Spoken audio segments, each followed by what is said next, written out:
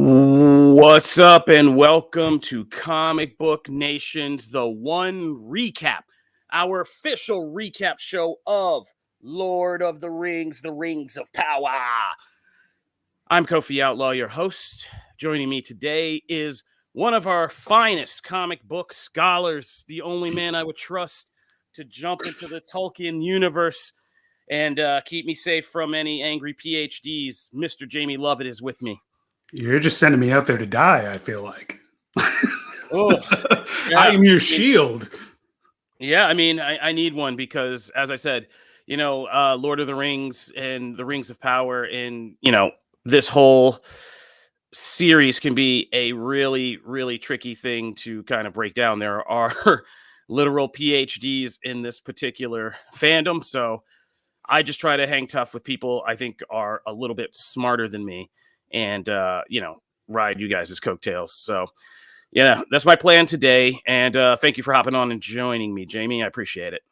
Absolutely. I'll try not to let you down. You never could. Now, Rings of Power, however, is a different story. So let's get into that. If you're just kind of a new listener, you're hopping on because you are interested in what we have to say and you're kind of getting on this recap show. We are Comic Book Nation, and we are an entire kind of nation of podcasts, but we did do pretty extensive work kind of breaking down Rings of Power Season 1 on this show. And I was very interested to see kind of what is going to happen with Season 2. There were two shows that we kind of have looked at and recapped in the last year or two, because time keeps just like we're all stuck in an event horizon. Time just delineation is kind of getting crazy, but it was Halo, the Halo series, and Rings of Power, two shows where Season 1 was kind of divisive, kind of rough, but there was still enough potential there for us to be like, okay, let's see what they go back to the drawing board, what they correct, what they improve on, and we'll come back and see like what Season 2 is all about. So Halo is now dead. That's all to say. Halo's gone. R.I.P. Halo, but Rings of Power is still with us. And the first 3 episodes have dropped on Amazon Prime Video. And so far, I'm going to say, I'm thinking that I'm beginning to see the issue with this show in general, not to start off on a negative foot, but in these 3 episodes, I think it becomes apparent like where this show is going wrong, and especially coming off something like seeing House of the Dragon Season 2, which was, when these shows came out, House of the Dragon, they were running concurrently. And now they're kind of running one after the other, which is probably better for Rings of Power, let's be honest. Yeah. Excuse me, my mouth is dry. I had a cough. But the problem, just to sum it all up and kind of bring it around to what I'm saying here, is this show has such a sprawling cast, such big production, such, all of this. And yet, really, I think after these first 3 episodes of Season 2, I could be like, if you had just made this a Sauron show, the Sauron show about what Sauron did, and just centered around your villain, like kind of like a Hannibal or something like that, this probably would have been a hit series. You know what I mean? If this was really about that, about how a deceiver comes into a, fertile land and was clearly the main character. And we just kept that attention and that through line on that about how does a corruptor corrupt, the thing that we kind of got fascinated with was something like, say, Andor, how does fascism roll out and affect in, change everyday life and do that. So yeah, shout out to Charlie Vickers and his whole thing that he's doing in this show. But yeah, it's the only really dynamic and kind of interesting storyline. Everybody else is just kind of there. And that's my takeaway from this is some of you are already in the comments like this show sucks, but I don't even feel that strongly about it. Like it's just there, like people are there. The production is nice. There's a lot of visuals. There's a lot of visuals we don't need. We're seeing one in a trailer right now. There was like a 3-minute sequence of a butterfly person just to bring back a minor character most people might remember. They gotta show you where all that money is going. This is an expensive show. Yeah, it is an expensive show, but are we using those expenses correctly? Right. Because that sequence is, like I said, it was like at the end, it's like, what did you achieve with this whole butterfly sequence? It's like, oh, remember this minor character, that, minor villain that, well, she's back. Okay, well, cool visual effect. I don't know if we needed all of that. But yeah, so the most central interesting thing is the Sauron story. And everything else around that is kind of interesting. I like what they're doing with the rings. I think the rings are also, but that's also Sauron, right? Like that's all kind of things we can center around our villain. The larger scope of Middle Earth and all that, I don't know if it's grabbing me. Jamie, how about you? Yeah, I feel like so the thing about this show is, to be clear, not technically based on the Silmarillion. Silmarillion is all mostly first age stuff. But it has the same like storytelling vibe as the Silmarillion, where it's like it's playing out like a history book. Like things are happening, but it's not necessarily getting, at least not getting me invested in the characters that it's all happening to. It's a real contrast from both Lord of the Rings, the books.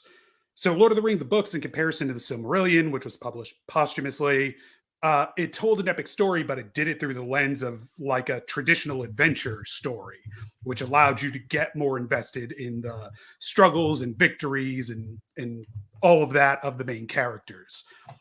Which is why some people struggle trying to go back to Silmarillion. And Peter Jackson, his adaptations, I feel like tapped into that. You had humor, you had warmth, you had all of these things that made you care about Aragorn and the Fellowship and all those things. And here it feels like we're kind of being kept at a distance. Like everything is very kind of antiseptic and pristine. It's like they're treating it with so much reverence that they're afraid to make a mess. And so they're like, look at how pretty everything is. It's part of the problem with having so many elves in the show is like, elves are kind of boring if they don't have anyone else to play off of. They're all very regal and kind of stuffy and all kind of have the same demeanor. And so when we see this conflict between the elves over the rings, it's not, there's not enough contrast between their personalities and points of view.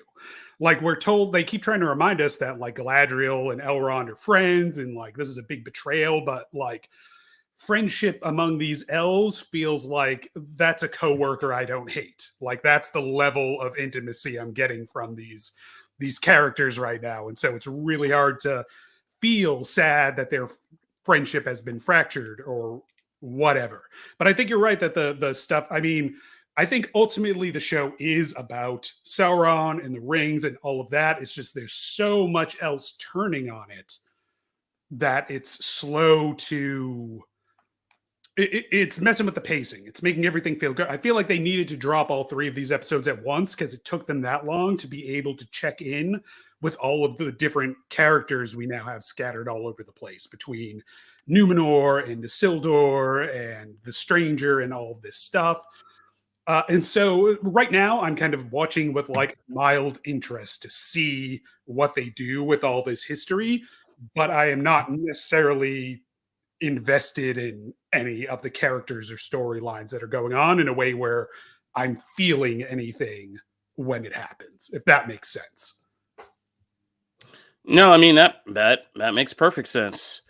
Yeah, I think we can jump into some kind of spoilers. I think the first episode was the strongest for me by far because, like we said, it is the thing about Sauron and seeing him and how he resurrects and in that kind of crazy, creepy process of him being like basically a bunch of venom symbiote worms and crawling around and doing all that, like a little bit of horror movie. Like, yeah, that whole episode of seeing and bringing him back up to the present was probably the most interesting block of anything in these 3 episodes.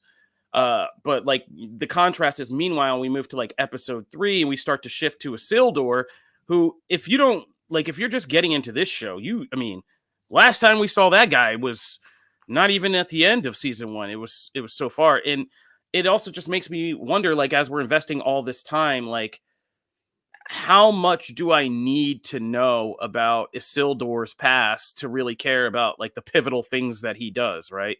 Like, I don't need to know this much or invest this much in this character. And Isildur's never been that interesting to me personally at any point in this kind of whole thing. His most interesting thing is going from like the range of heroic, slicing the finger off the ring off the finger, to then being, quickly corrupted by it, and the metaphor for mankind that is supposed to represent, that, even the most noble hearted leader, power corrupts, that whole thing. So the whole backstory of Isildur, like, yeah, not necessarily something I need to do, and nor can I bond with him as like my hero. And I think that's the problem also with this show. It's like, who do we attach to? And by the second episode, when it was a bunch of elf drama kind of going on, or no, the first episode, the latter half of the first episode, sorry, when there was all this elf drama going on, and then into the second episode, because we kind of moved to the dwarves, it is like, it just made me say, like, why, like, who is it I'm supposed to really attach to and care about? Yeah. Isildur right now feels like the most basic, like, hero's journey character, right? Like, first season, he's like, I'm on an island and everything's great and I'm bored, is essentially his whole deal. And now he's doing that thing where he's off the island and learning, like, oh, maybe peace and contentment isn't so bad. And like, that's fine, I guess, but hardly like a unique angle to take on this character, unless they eventually build to like, let's see how great this hero really was before he ultimately got corrupted type deal. Like, I guess, but right now it feels like way too straightforward of a journey for him, I think. Yeah, but Shalhoub is back. Shalhoub, or how are you? Giant Spider is back. Yeah. Yeah, but it's kind of a difficult thing, because I feel like I'm talking negatively, but I don't, like, again, I don't hate the show whatsoever. I think, like you said, the production values, the makeup, all of this, the costuming, like, all of this has improved in season 2 without a doubt. But I think we are just getting to that critical point in this season of, we still do, are we justifying this show's existence beyond, like I said, the gap fillers and details of what Sauron is up to? Because, Sauron is this vague concept in the latter Lord of the Rings part of it all. The Hobbit tried to flesh it out with the necromancer and all that, but seeing Sauron at a point and getting these complexities, and like I said, Charlie Vickers is doing a good job of just seeing him vulnerable, or how he schemes, or how he has to build up power and is willing to start at this very low kind of place and endure some both, painful and, humiliating circumstances to manipulate people and really kind of work that, is a very interesting hook for me. But beyond that, I don't know. I feel like I was really interested in that flashback sequence because, and I asked both Charlie Vickers and the showrunner about this when I did the junket, is, Tolkien in, the Silmarillion leaves it a little bit vague whether or not Sauron was ever good, ever repentant for what he did, ever had good intentions, kind of thing. In his personal writings that got published later, he's a little more explicit about, like, yeah, he must have been working from good intentions before he turned evil, but like, it's very vague. And I think it's interesting to see him in that opening scene where he's like, I'm trying to save you all, I'm going to fix the world, kind of thing. And it seems like he has noble goals, and it's really his pride and unwillingness to let go of control that ultimately dooms him, first with the orcs, and then ultimately any attempt at turning another leaf that may have happened as Halbrand. It makes it interesting because it gives him, I don't feel like it takes away from him being this all-consuming avatar of evil that we see by the time of the War of the Rings in the Third Age. But it lets us know that he started from kind of more humble sins, if that makes sense. Like, he just wanted to do something. I don't want to say just wanted to do something good, but he had some good intentions mixed in there that got subsumed by his own vanity and eventually compiled and expanded into the monster he will later become. I think that's an interesting path to put him on. I think Charlie Vickers is doing a really interesting job exploring that with him. I'm not entirely sure why he went back to Mordor in this opening episode, because he just goes there and gets caught and then makes a deal to go do the thing he was probably going to do anyway, other than, I guess, just to take Adar's measure and, see him up. Okay, this is slightly off topic. I loved that they included, there's a scene, it's very, very brief, where right after the orc is talking to Adar, after their conversation is over, he turns and like looks at his baby and like has his like lady friend there, and he's got a little family. That feels like such a little subtle thing to establish like orcs have culture and family and community type thing that I found fascinating. And I will laugh really hard if we eventually get to the point where we have a scene in an orc restaurant and they have menus, calling back to that classic movie scene. But I thought that this is all to say, I think their treatment of what is considered evil in Lord of the Rings is interesting because it adds enough nuance to make it textured and offer a new point of view without undoing what was clearly intended by Lord of the Rings, in that these are like malevolent forces of nature, so to speak. Yeah. I thought he went back to kind of Mordor too. I think because I felt like the whole kind of theme, and especially in that first episode, is like, as Galadriel says, he doesn't want to rule Mordor. He wants to rule all of Middle Earth, but he's just kind of like a really twisted Johnny Appleseed. He's just going around everywhere and dropping little seeds. We see him corrupt the dog and the prison guard, and gets it because of the dog that he corrupts. And so he's just dropping little seeds of corruption kind of everywhere that'll eventually kind of bloom up and be these, be these larger evils that come to play down the line. Yeah. People are saying, can we be positive? So yeah, we are. We have been very positive about the Sauron kind of storyline of this. I think we all have been saying that's kind of what we want to see, and that's like the main through line, I think. But like, I think it's fair to criticize like something like episode 3 when we take this detour over into Numenor, and you remember like, oh yeah, this show has bitten off all of that as well, right? Yeah. And it's like you could do an entire Game of Thrones show about Numenor, like, and everything that happened and their connection to this, that, and the other. But like here, it's just such a shift, and it can be so jarring how many things we're trying to keep track of in this show and how many people, that I felt like the third episode was kind of like the one that fell flattest for me, because I was like, oh, first of all, I had to go back and like I remember how things ended in the Southland with the kind of the squad from Numenor who came, and the Queen and the blinding and all of that, and that had gone wrong, and the political blowback. But being there in season 1 was some of the stuff I kind of like zoned out on the most.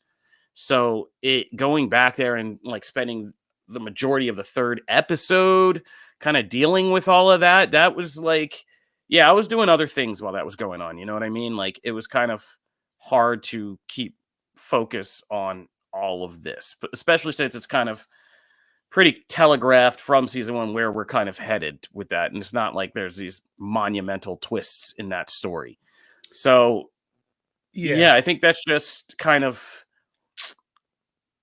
I was trying to find the right word for, but that's kind of the epitome of like where this show is going wrong. You could just scale it down a little bit and, do this. Like, if somebody just came from Numenor and told me what happened there and we met him on the road, I'd be just as interested, Yeah, it's just like, yeah, it's like, it wants to be a very intrigue heavy plot with like all this political scheming, but they just keep like, you'll get scenes where they're just like essentially like, look, scheming is happening. They're not actually like, because they don't have time, because there's so much else going on. I don't know, besides, Pharazôn and Muriel and Elendil, none of those characters like mean anything. They're just there to like, almost as a prop, like, here is Pharazôn's co-conspirator. You don't need to know anything about him. he's just here, so he has political allies. Like it doesn't have the space to dig down and give us an actual game of political dynamics and backstabbing and maneuvering, because it has too many other things going on. And so instead we get the Eagle showing up to decide all that for us, basically, right? Yeah. I mean, Eagles do have an important, they got to sort out a lot of this Tolkien mess often, That guy is Middle Earth's worst Eagle. Just worst timing in the world. Like, that is not going to end well. Fall of Numenor is on that Eagle's wings. Yeah. Yeah. Hey, but we know the Eagles will be all right. So, they'll be back. They get some redemption later on. They come in and save the day, right? Eagles come back and do the thing. People in the comments, like Mr. Coffee over on YouTube, saying that episode 3 was the weakest because of the kind of diminished role of the elves in the episode. I mean, I don't think you're wrong about that.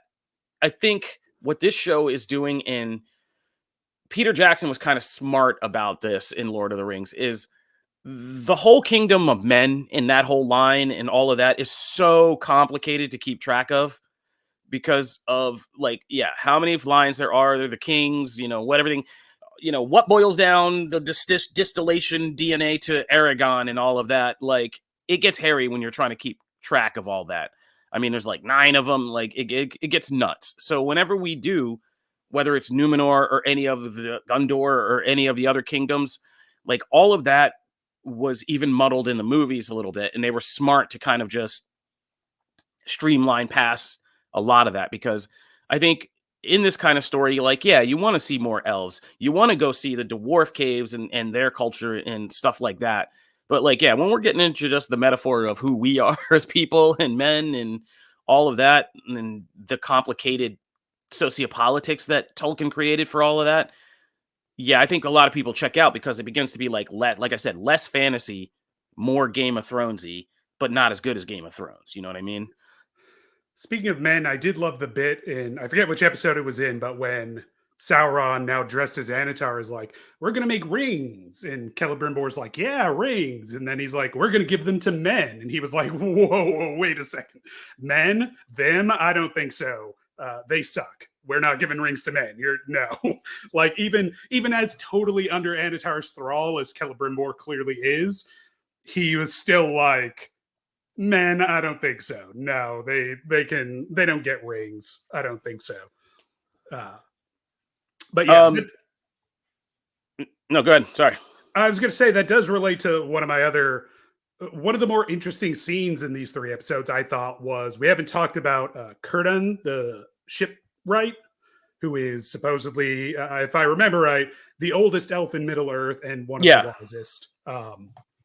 And he shows up and he has a really interesting conversation with Elrond after he backtracks on his initial, I'm going to throw these rings in the lake position, and has a conversation about do you accept power and resources and tools from shady sources?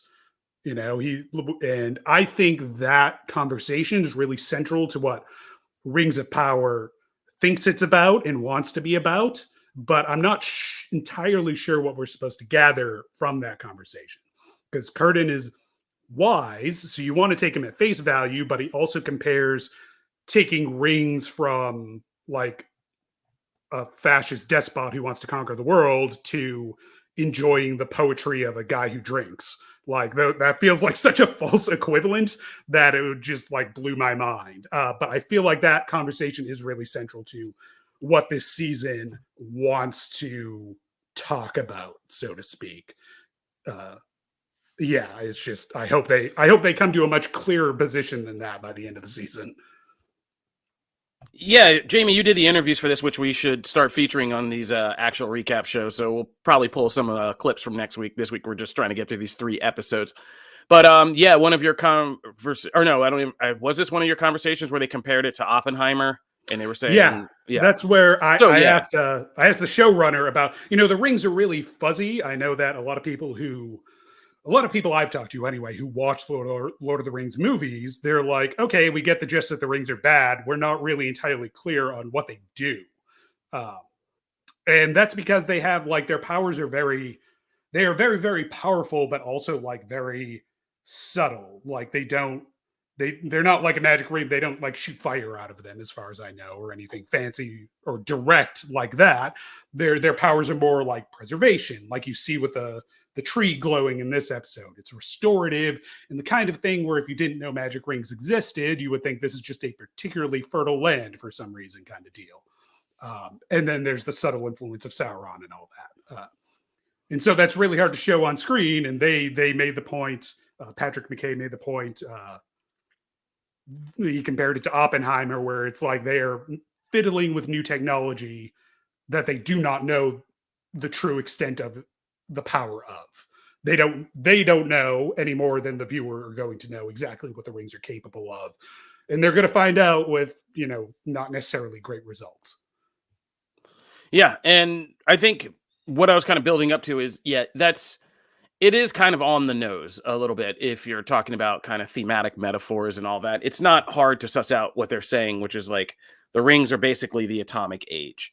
And people like Elrond are fearful of that because all he can see are nuclear bombs.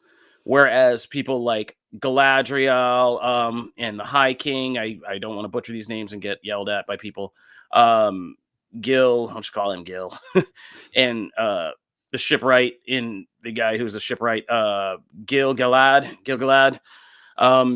Círdan, and they see, nuclear power plants, homes being powered, literally for the elves, like restarting their nuclear reactor and getting the lights back on, right, is what they see. And that's a fair thing. And it's just like, if you cut down the sides of this show and just made that the kind of main through line, it's like Sauron's going out there selling everybody nuclear, the Einstein equation, because he wants to see, have a bomb that could blow up the world and make people be like, okay, we chill, you're in charge. Well, other people see the use of atomic energy as something that could help the world, right? And that's an interesting debate. And it's an interesting debate to kind of set up and have, and especially given where we know things go and eventually. But it's surrounded by all these other kind of so many other themes that they're trying to toss into there that it gets so muddled along the way. Over on Facebook, yes, Michael Anthony, I don't know why you're yelling at us. If he's saying, why are we dissecting this show? It apparently hasn't watched season 2 yet. So why don't you watch season 2, see how you feel, then, come back and watch this recap. And we don't hate the show. We call it Lord of the Rings because we feel like that's how some people are going to feel after these first 3 episodes. And we had it with a question mark. You may disagree. You might be like, nah, it was great. But we felt like it was kind of a lackluster start. And I don't think that's an unfair criticism of it. Can I say, to emphasize, to talk about what we're talking about, we're a little bored with these episodes.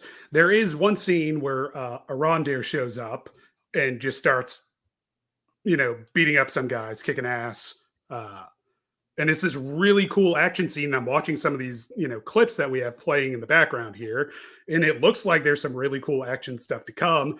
I just feel like there needed to be a little bit more of that to break up the slow plotting, moving the talky bits along, so to speak. Because like Arondir showing up and having that action scene it was almost startling how much different the pace of that one scene was from the rest of everything that went on in these 3 episodes. Didn't love that he ended that scene by like just cold-hearted shooting a guy in the back with an arrow. Like that felt a little rough. But otherwise, like I was like, yeah, a little more, like give me one of these in each episode. I will take that. But it's just, especially the first 2 episodes before we get there, it's just all very pensive, elfish angst and hand-wringing over what they're going to do. When we all know what they're going to, I mean, if you have any familiarity with Lord of the Rings, you know what they're going to do. So there's got to be more drama to it than just, are they going to do the thing that sets up the thing this is a prequel to? And yeah, it's like, I am interested in that, but not necessarily like not feeling that. It's not drawing me in. I am basically looking to see how you take the words and put them on the screen, but I am not, I'm not going to leave feeling sad or happy or excited about any of it. I need a little more. I need something to get the blood pumping in between these conversations. Yeah, let's talk about pacing, because we said the scattered cast. We've kind of hammered on that, but let's talk about the pacing. There is very little action in these first 3 episodes, like actual action. And that's kind of a shame, because this show really did pick up in the first season when we had those battles in the Southlands that resulted in Mordor and stuff like that. Like when that action gets going, that's like what we love about, this whole Lord of the Rings Tolkien universe. You got to have the swords with the sandals, you know what I mean? So yeah, the pacing is kind of crazy. And I think there is still, this show has an almost tragic, like, reliance on useless mystery.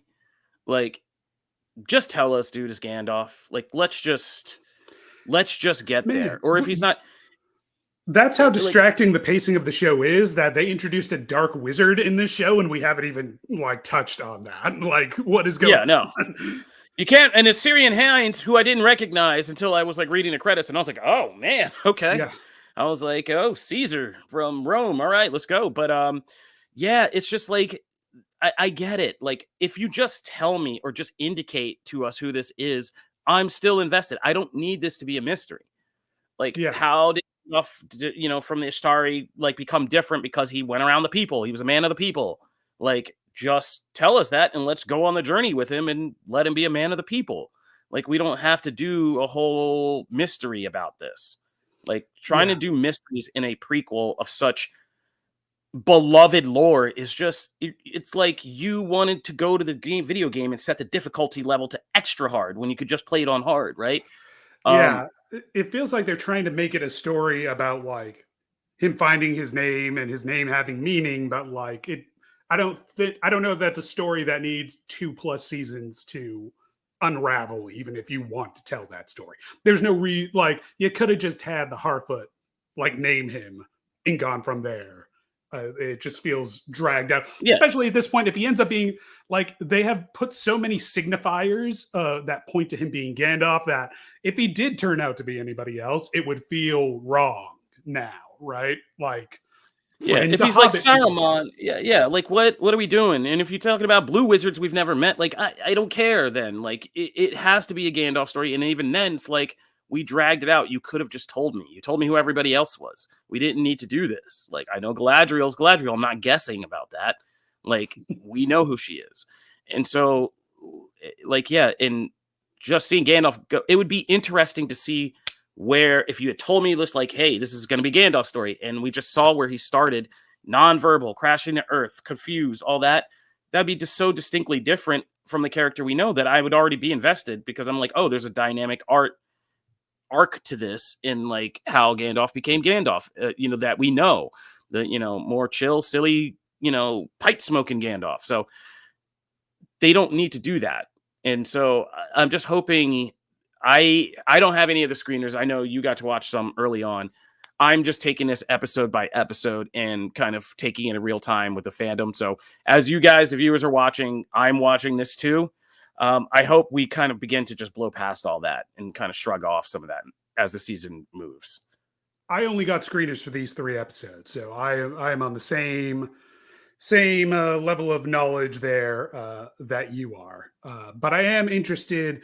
I'm interested in the Dark Wizard thing, because it feels like if they ever actually get to the point, that feels like the place where they have the most room to play, because Tolkien had ideas about potential dark wizards, blue wizards going bad in the East that he never really fully put to paper.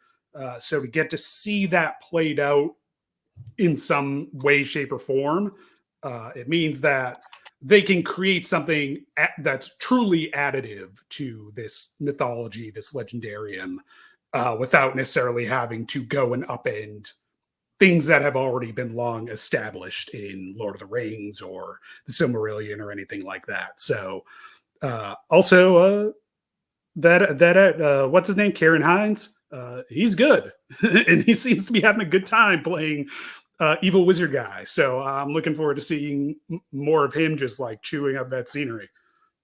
Oh no, I mean you get some. I mean him and Danny Hudson are like the two best character actors in the game, man. They got those two guys could do anything. But yeah, he like I said, he was unrecognizable to me at first, and yeah, those scenes with him are good, and he's a compelling.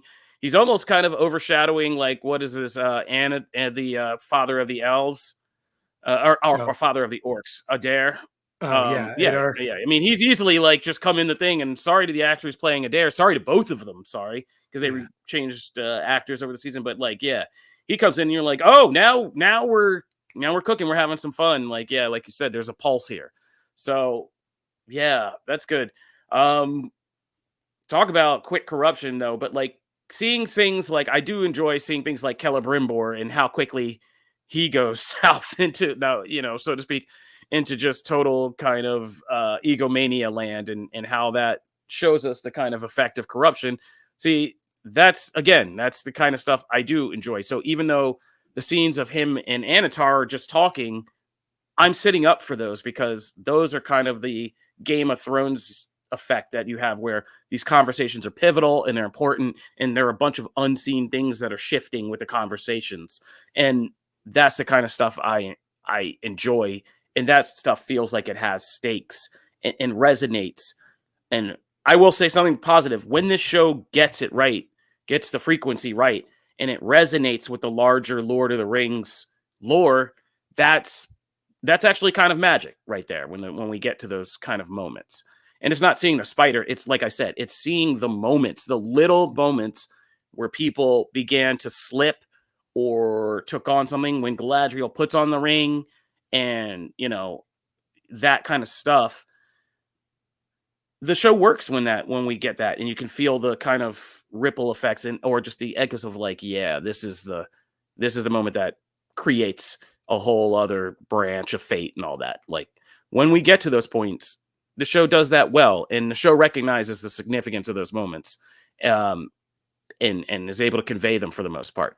It's everything kind of in between that we begin to lose. You begin to lose me a little bit on.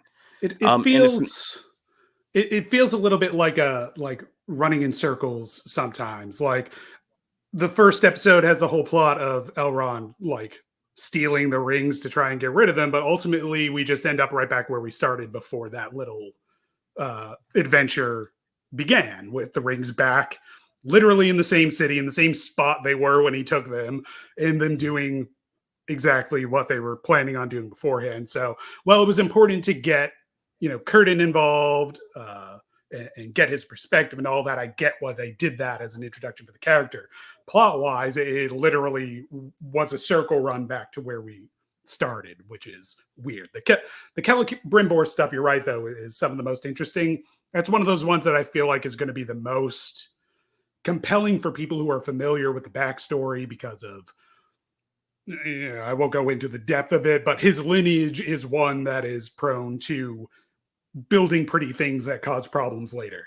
Uh, seeing they reference it a little bit in these episodes, name dropping certain characters that do not appear in the show, but are important to the history of Middle Earth. So that's very much like if you are a hardcore Tolkien guy or person or fan or just deep in Elvish lore and history, that's like the messing with Celebrimbor is the thing that you're probably most invested in seeing, and just seeing how that all went wrong. It's very much like the thing the entire story pivots on, which again calls back to his whole lineage, is people that cause problems for every people who make their problem everybody's problem. Yeah, I want to talk about some of that because the lore is another interesting thing. This show is clearly taking its own liberties with some of the lore.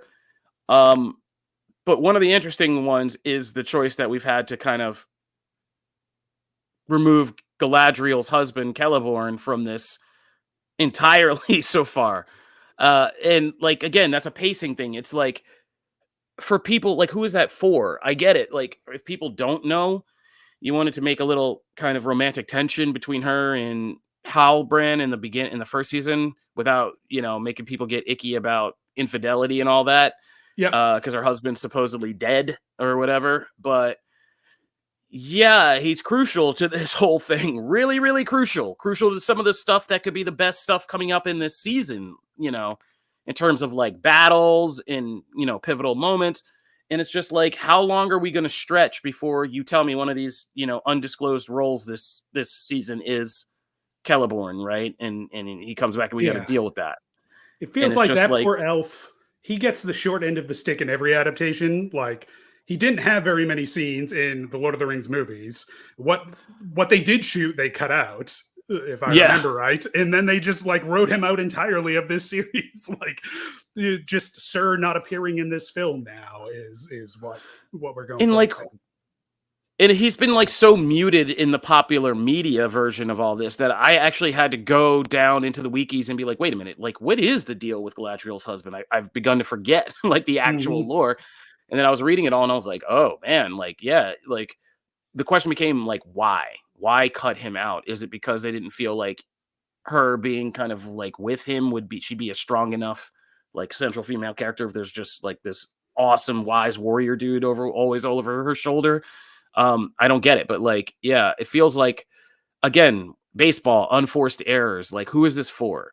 You could have kept, like, again, for all this sprawling cast, if you were just focused on Galadriel, on Sauron, on, make even adding layers to the pools of attraction between like her, Halbrand, her husband, like all of that kind of would work even better in some ways than what we're doing, spreading our focus out. So it's just, for the hardcore fans, you're just kind of, you're now creating an itch that doesn't need to be there. Like, again, unforced error. Like, they're just going to sit around and being like, why are you changing this? Where is Celeborn? Like, what are we doing here? Like, and so it's just kind of like, who is that for?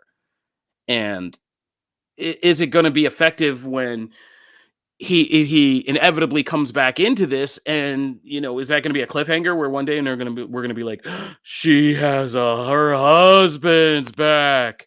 Oh no, like, this isn't HBO's Rome, you know what I mean? She's not hiding like a secret baby when her husband comes home and there's all this intrigue created about that. It's just like, he's going to come home and be like, Galadriel, you good? Like, and then they're going to, and Morfydd Clark even talked to you about this, like what Galadriel needs to do to kind of get back her sense of self, that she is in a very, like, we forget that she's basically on one long kind of grief spiral. Her husband's gone, her brother's gone, and she takes up a sword, but she takes up a sword to avoid kind of, the emotional impact of all this and going to get the revenge, as most revenge is. And so him coming back in the picture and having to deal with that emotional kind of weight with somebody who can know her, while she's also being influenced with the ring, is, again, that's the kind of stuff I want to see. That's the Game of Thronesy stuff that we should definitely get into.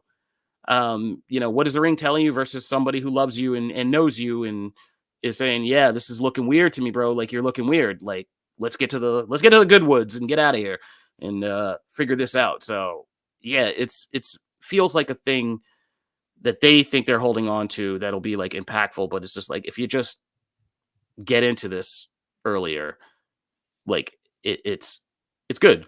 I mean, there's a whole dwarf drama going on between a son, a father, and his wife that I'm like, yeah, those are some of the best acted scenes. In that scene with King Durin and Little Doran's wife, whose name I'm blanking on, of course. Disa, I think, if I'm Disa, remembering yeah. right. Yeah. And that kind of stuff, like, that was great scene. Like, again, when she's just yelling at him, who can't relate to that kind of family drama? Where, the married in person's going to all of them, like, look, you're all crazy. I look at all of you all the time. Like, talk to your daughter, talk to your mom, do this. We can relate to that stuff. So yeah, I don't think this is still, oh God, this is still difficult because I feel like we haven't moved, just like the plot of that first episode. We have not moved at all from where we were coming into this, which is like, yeah, it's not bad enough to throw out entirely, but we do still need to be making some tweaks to what we're doing here. to kind of I, really hone it. I will say this: it's probably good they dropped these 3 episodes at once because they are all kind of like setting the foundation for the rest of the season. I am somewhat optimistic that the rest of the season will pick up the pace a bit because we know, like, we end with Elrond and Galadriel, forming this party to go on the journey to Eregion. Uh, I might be mispronouncing that. Elvish is hard. Uh, Eregion, maybe. Anyway, they're going. Regan, They're going to yeah, Celeborn I North listen. Town. Like, I rewound that like 3 times and I still can't get it because I Yeah. heard one person speaking. I was like, oh, it's just like Right. Aragian. Yeah. Which is funny because they just sent some messenger on his own there previously, and now they're like, well, I guess we better form a whole fellowship to go make this same trip now. Little funny, but that gets them out of the city and off to do some adventure-y things, which is promising. The people involved with the show, the producers, the writers, have hinted that there are going to be very big, epic battles this season, potentially lasting multiple episodes. So that action is coming. That big conflict, that big epic drama is coming. It's just they seem to have done this kind of, and this happens with a lot of serialized shows. It's hardly an original sin of Rings of Power, but where all the slow stuff is front loaded and all the big payoff is back loaded because they want you to watch the show like it's a book. And so hopefully when we do get to that stuff, it's executed well enough and meaningful enough and good enough to be worth all of the slower paced buildup. Because that's the thing with all this character focused conversational stuff. I'm not opposed to that, but oftentimes you only discover its worth when you get to the end and see what it was setting up and determine whether or not it paid off. So, like I said, they're talking about nuclear, fantasy nuclear energy and nuclear bombs. We'll see if we get to see the natural end point of that conversation by the end of this season. All right. Jamie, I think that's a great kind of point to end on, unless you have anything further you want to say. I mean, we've been criticizing the show, but I will say, like I said in the beginning, positives. Shout out to the majority of the cast, the team behind the show, because production-wise, I mean, they are really putting in an all-out effort to create this world of Lord of the Rings and the Tolkien universe, and the production values are much better this time. So yeah, I mean, it looks good. It looks like it's a worthy thing. It's not like one of those flat Netflix type shows. Like, this looks like they spent the money. Obviously, we know they spent the money, but so there are good production things. On location shooting is worth it. Those scenes in Rune with the Stranger and the Harfoots, they did that stuff in the heat on location. They talked to me about it a little bit. And you can tell, like you can tell that's not done with a video screen, wrapping around them type deal. So yeah, kudos to them for going the extra effort to, show where that money is and make it really feel like you're someplace else and not always on a studio garage or whatever, Yeah, so we're going to be invested. This is the one recap. We will be recapping all of the episodes of The Rings of Power Season 2. So be sure to subscribe on your podcast platforms. You can also subscribe to our Comic Book Nation, Comic Book One Word Nation YouTube page, where you can also find many of the other fantastic content we put out.